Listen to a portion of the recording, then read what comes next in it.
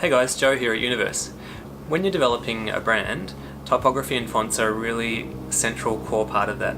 So as we're developing the Universe brand, we've been thinking a lot about typography, and we've reached a stage where we wanted to design a new font for the Universe brand, which is pretty exciting. And in today's episode, I'm going to take you through how that's done.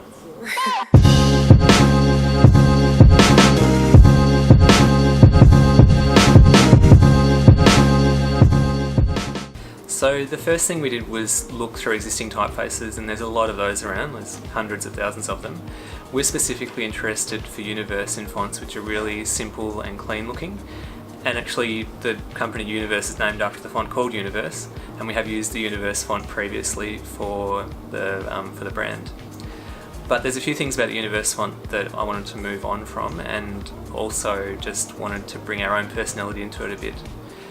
Over the last few years, maybe 10 years, there have been a lot of fonts come along which do things quite similar to Universe or Helvetica, but they're new fonts. I'm talking about fonts like Accurate or Roboto, which was designed for Google.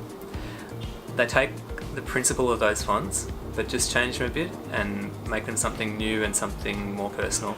And that's kind of the tack that we're taking with Universe. So we started off with the survey of all the existing fonts that we knew that had the kind of characteristics that we wanted, and we narrowed it down to a few. And then we made a kind of pragmatic decision that in order to progress this relatively quickly in a way that was going to work on screen and in print, that we should base the font on an existing font, but make very significant changes to it to give it its own voice. There are some issues with doing that, because fonts, like any other piece of creative design or creative output, are subject to copyright. So we found a font that was under a certain copyright which allowed for it to be changed and republished, and actually the font that we've decided to use is Roboto, which is the Google font. The reasons that we chose that, apart from the license, are that it's reasonably similar to Universe, has some significant differences but reasonably similar, and that it is excellent for reading on screen at many different sizes. So we could use the bones of Roboto and be reasonably confident that when our font was delivered, it could be used easily on the screen. So the first step we took with this was to open up an Illustrator file and create a file with 60 pages, A4 pages, and on each of those pages I laid out a Roboto character or glyph. So then I've got an Illustrator file that I'm looking at, and I've got every single character that I'm meant to be working on pretty much. I then created other layers, and on those other layers I put other fonts that I wanted to look at as I was designing the new Universe font, and then I created another layer for the new Universe font. As an aside, the new Universe font I decided to call it Blank, B-L-A-N-C, because it's a bit like my name, bland, but it's blank and a bit of fun, and font name's meant to be fun, so I'm calling it Blank. So on my blank layer, I'm drawing my font completely uniquely and from scratch, but I have reference to what Roboto's doing in terms of how thick line weights are and what letter shapes it uses. I also have reference to other fonts that I want to look at while I'm designing this, such as Helvetica and Universe and a few others as well. So I spent a lot of time in Illustrator, and Illustrator is a drawing program that I love using, and I've been using it since I was 15. I really know how to do it. But what I find with Illustrator, sometimes when you're trying to create a really, really smooth, beautiful curve, you can stand there for hours just adjusting nodes until they look good. There's another drawing program that I do like to use also. It's called Serif Draw Plus, and there's another version of pretty much the same software which is a bit better, called Affinity Designer.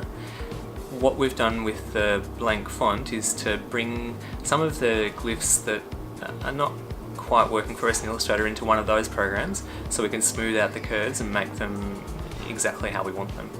From Draw Plus or from Illustrator, we can then export an SVG file, which is a drawing type of file which uses vector graphics, and we can bring that into FontForge, which is a font creation program. How we do that is we actually open up the Roboto Light font in FontForge, and we see a display of all of the glyphs available to you in that font.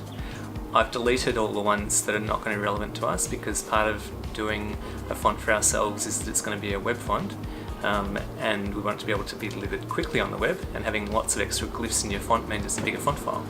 So we've reduced it down to the fonts, the glyphs that we know we need, and then I'm opening each of those glyphs and importing and scaling and positioning the glyphs that I've drawn in Illustrator and Draw Plus. Once we're in FontForge, we can make further adjustments to the fonts, and some people who love FontForge might be really comfortable drawing in it. I find it a little bit clunky, but that's not my background. Once happy with the font as it is, we export a font file, which can be used like any other font file on any computer.